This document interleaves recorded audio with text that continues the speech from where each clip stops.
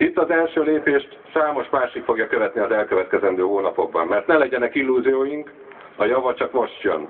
Az állampolgárságról, a választási rendszer átalakításáról, a családok védelméről, az egyházakról, a pártok gazdálkodásáról, az alkotmánybíróságról szóló sarkalatos törvények tartalmáról még semmit nem tudunk.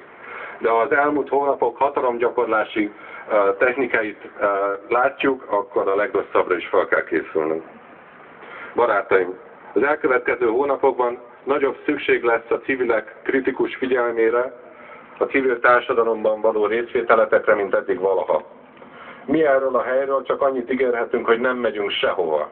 És ugyanúgy kiállunk a jogainkért, a jogaitokért, ahogy eddig is.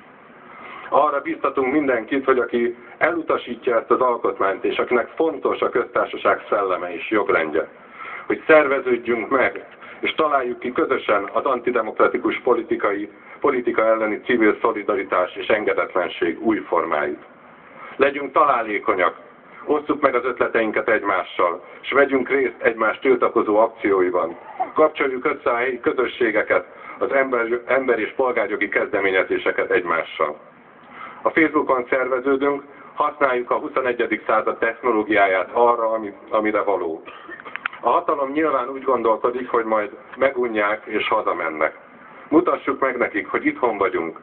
És bár tényleg baromi unalmas, nyilvánvaló hazugságokkal vitatkozni, de a szabadságunkat megvédeni bármikor kész vagyunk.